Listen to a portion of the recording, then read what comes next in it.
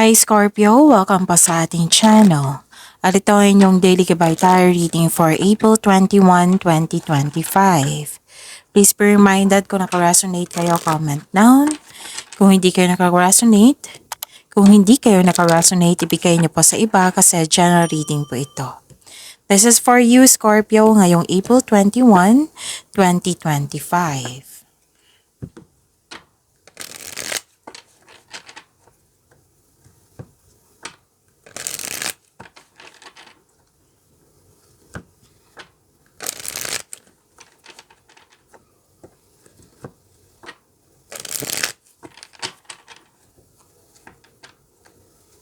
Para po ito sa inyo, Scorpio, ngayong April 21, 2025.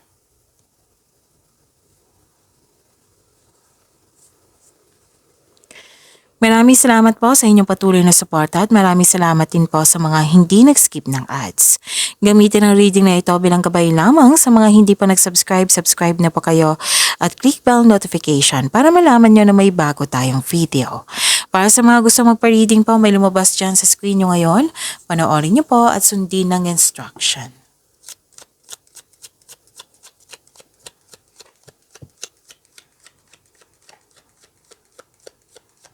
Spirits Guide, mga ganap po para kay Scorpio ngayong April 21, 2025. I need 3 cards po.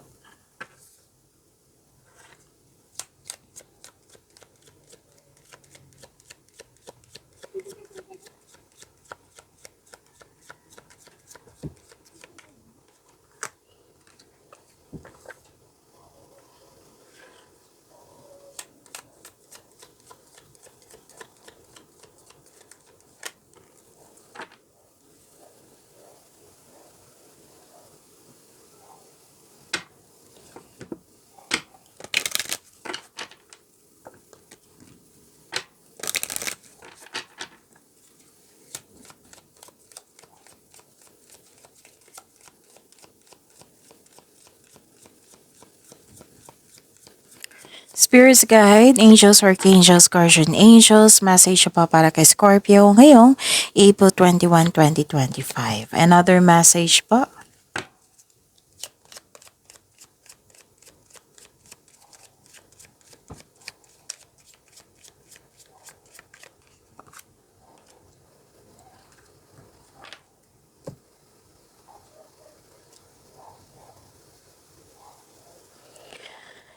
Ngayong April 21, 2025, para po kay Scorpio, may malaking influence ang isang lalaki sa araw na ito. At may parating na news or information, pwedeng parating na pera ito, na malaking pera, na parating sa inyo or dumating na. So, claim nyo po. Malalaman mo din yung totoong intensyon ng isang tao sa iyo. Tapos, pwedeng may lakad kayo ngayon. Maraming lakad. Pwedeng schedule nyo for biyahe, for new adventure, for new journey, or pauwi para magbakasyon. May maraming kilos dito. So, busy kayo. I consider busy kayo. Oo, marami kasing kilos ako nakikita dito. Maraming ginagawa.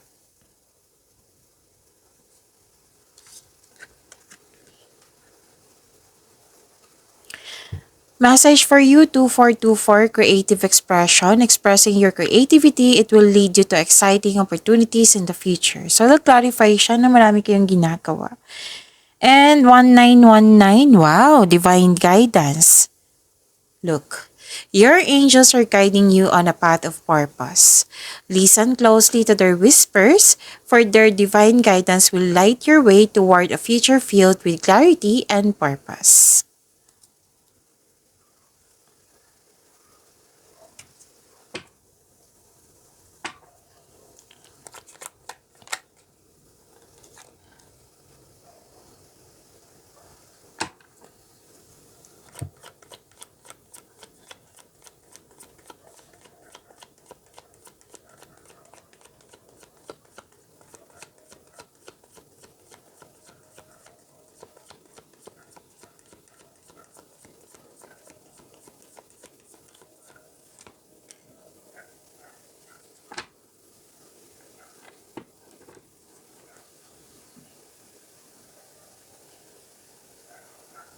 Kung may narinig kayo or may nakita kayong repeating message, like for example, nanood kayo kahapon yung upload ng video reading nyo na weekly gabay tarot reading nyo, tapos any kind of video dito sa channel natin, tapos nanood kayo ngayon ng April 21, tapos may napansin kayo na repeating message, yan po yung ibig sabihin na pinupush ng cards nyo na kailangan yung bigyan ng atensyon, solusyon at aksyon kung maaari po. Remember, Scorpio, at the end of the day, alam mo na ikaw lang taong may kakayahan at responsable na gumawa ng sarili mong katotohanan at kinabukasan. So, ano yung energy ni Scorpio? By the way, may love reading tayo ha, Scorpio, sa Love Job channel natin. So, sa mga hindi pa nakakaalam, may second channel tayo na Love Job. Pero wag kayong mag-alala, ipopost ko po siya after ni Capricorn. Kasi, di ba, 12 zodiac signs every day. After ni Capricorn, ipopost ko po yung link. I-click nyo po yung link or video. Tapos sa baba ng video, may Love Job channel. I-click nyo po yung subscribe kung maaari po. Tapos i-click nyo po yung bell notification kung gusto nyo malaman kung gusto nyo malaman yung bagong video natin. Oo, mapaprompt kayo niyan ma-notify kayo niyan kung may bago tayong video. Love reading. So sa mga nag-aabang dito sa love reading, abangan nyo po mamaya. I'm not sure sa time, pwedeng 8 p.m. to 12 midnight po. So, yan. From now on, isipin nyo po yung person nyo, pwedeng maliligaw nyo, crush nyo, or loss of connection sa isang tao. Basta may connection. Pwedeng connection sa nakaraan or connection ngayon. Basta may nangyaring connection. Isipin nyo po siya para makuha ko yung energy niya. Okay? Scorpio, so see you po mamaya sa inyong love reading.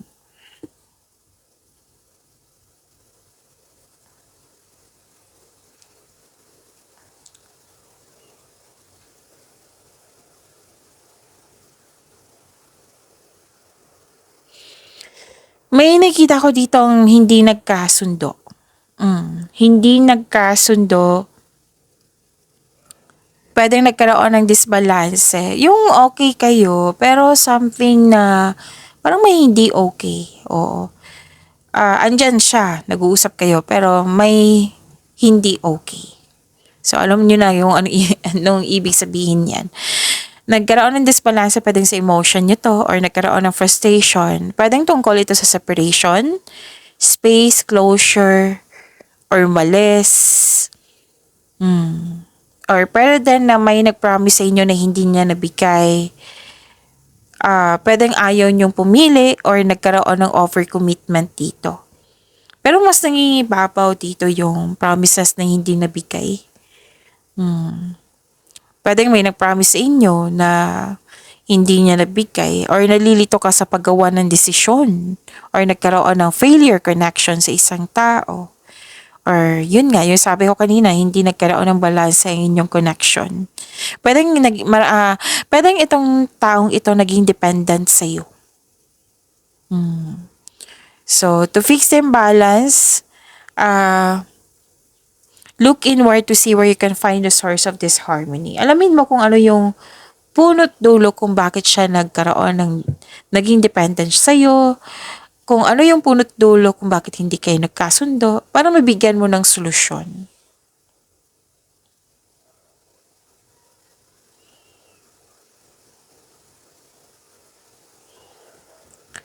So, may concern kayo sa materialistic na tao, pwede sobra to sa trabaho, or hindi nagbigay ng halaga or hindi nagbigay ng oras. Pwedeng kayo ito, pwede yung taong yun.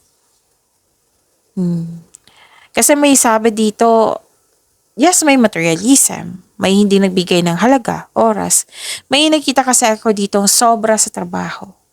Wala lang time mag-relax. So, balansehin ang oras. Sabi po ng card dito. Again, pwedeng tungkol to sa iyo, pwedeng tungkol sa isang tao na hindi nagbigay ng halaga.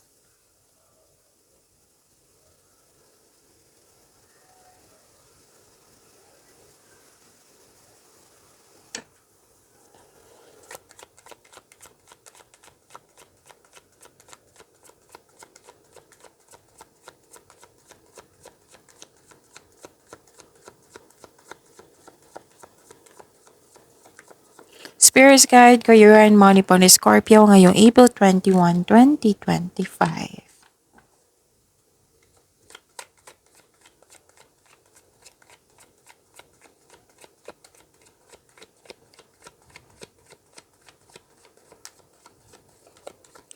So, saglit lang po ha. Inom muna ako ng tubig na uhaw ako. Saglit lang po.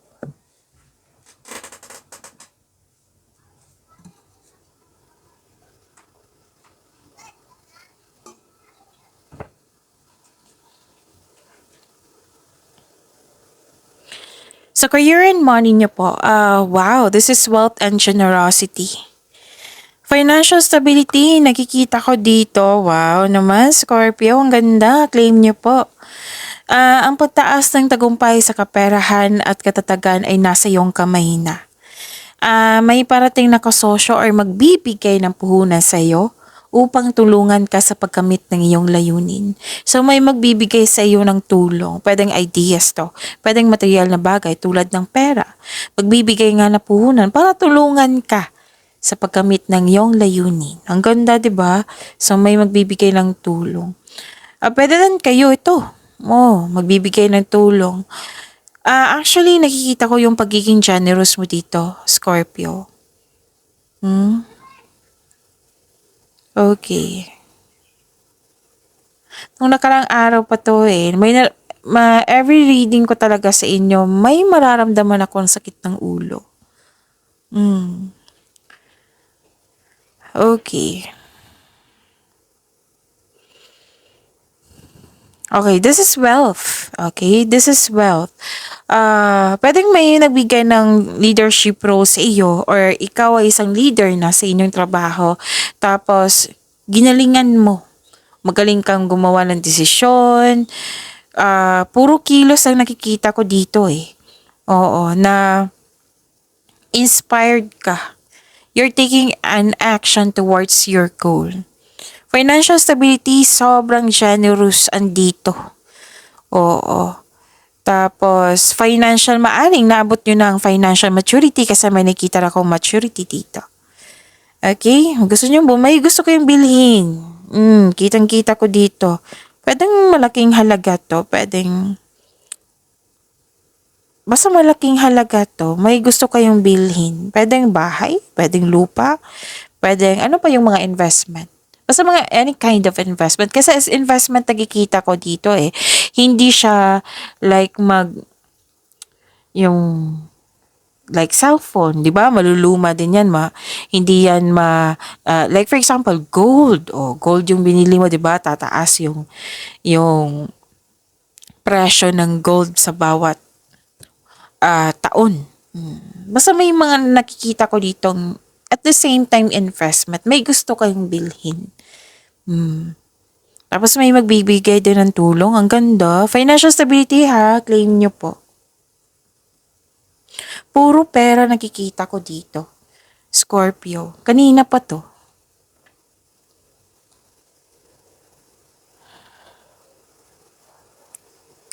Okay. Ang ganda. Ang ganda po. Generosity pa rin nakikita ko dito. You're sharing your resources. Nagkaroon ng pagkakaisa. Generosity. Buti na lang na hindi ko nakalimutan. Yung sabi ko kanina sa Oracle cards nyo, di ba na may parating na malaking pera or dumating na, andito. May marireceive kayo na malaking pera talaga. Pwedeng return investment ito or yung tulong ng isang tao. Or binigay sa iyo. Na hindi lang siya tulong, kundi binigay sa iyo kasi you deserve it. Kitang-kita ko yung happiness mo dito. Scorpio. May promotion din ako nakikita dito ha. Pwedeng pagtaas ng posisyon. Pwede din sa pagtaas ng kita, sweldo, allowance. And this card asks you to consider helping someone at work. Baka may nahihirapan dyan na wala siyang ideas. Tapos kayo may idea kung paano gawin yung trabaho niya. Then you share it. Kasi that is generosity. That is sharing of blessing. Yes. Hindi lang material na bagay. Kundi ideas. Yung mga experiences yun, yan, sharing of blessing din yan. Grabe oh, ang ganda. Dalawang card na mismo nagsabi dito na yung generosity.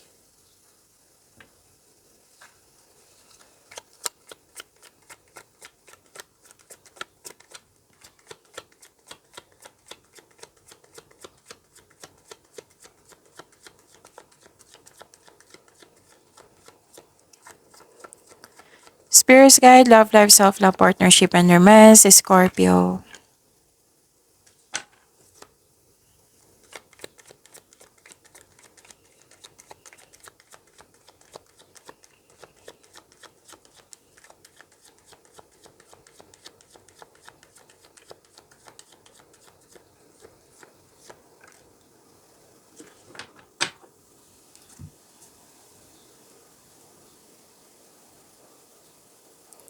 Yun, mamaya ha.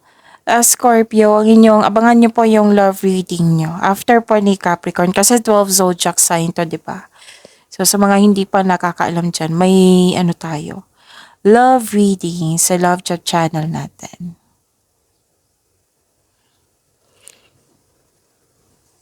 Gusto nyo mapag-isa dito. Solitude, ang ganda nito, wisdom sought, inner truth. You have divine inspiration, enlightenment. Nakita ko yung analytical, hardworking, and nagiging mahaba yung pasensya nyo. So, para sa mga single, you need time alone. Parang perfect time sa inyo na maglaan ng oras sa sarili. Ayaw nyo munang makipagrelasyon. Sa mga marelasyon sa buhay mag-asawa, pwedeng nagkaroon kayo ng space muna para makapag-isip, makapagpahinga. Yan. Actually, sa mga hindi pa nakakaalam, space is a sign of respect for yourself, for your person, for your relationship. Yes, lahat naman tayo kailangan ng space. So, feel free yourself para makapag-isip ng mabuti para pag na-re-energize na kayo, pagbalik nyo, okay na. You will feel your energy restored. Magiging okay na.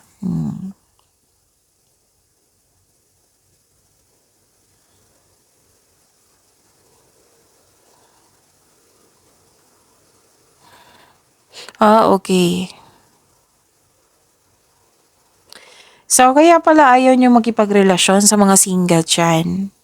Kasi nakikita ko dito, ang ilan sa inyo, sa mga single pa ha, na-stuck pa sa nakaraan. Pwedeng, hindi pa kayo naka-move on. Pwedeng naka-move on na kayo sa kanya.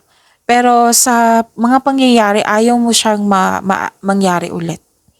Yung nag-cause ito ng, maaring nag-cause ito ng trauma.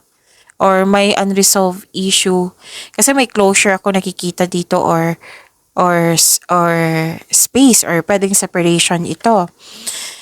Ito, kaya ayaw nyo ng commitment kasi ayaw nyo talagang maranasan yung nangyari sa nakaraan na hindi nyo nagustuhan. Kaya ayaw nyo ng commitment. Nagkaroon ng blockages parang ayaw nyo talaga. Restriction.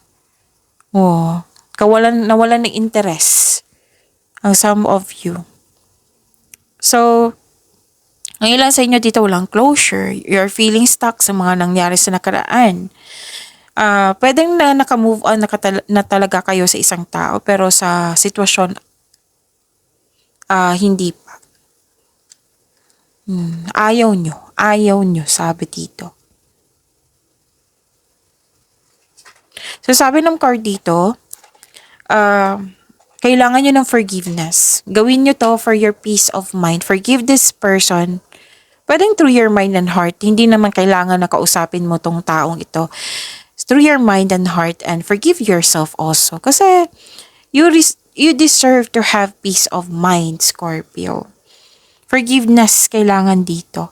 Sa buhay mag-asawa, pwedeng may nangyari na nagkaroon nga ng space. May nangyari tapos forgiveness ay kailangan dito Dalawang card na mismo nagsabi dito. After nitong hindi pag-uusap or nagkaroon ng space, parang naubos ka dito So, kailangan ng forgiveness dito. Okay? kailangan maging willing ka mag-move on from the past sa mga nangyari para bumukas yung new doors for you. Pag-imanin niyo po yung blessings sa binigay sa inyo, Scorpio. See you po mamaya after the Capricorn and tomorrow. Maraming salamat.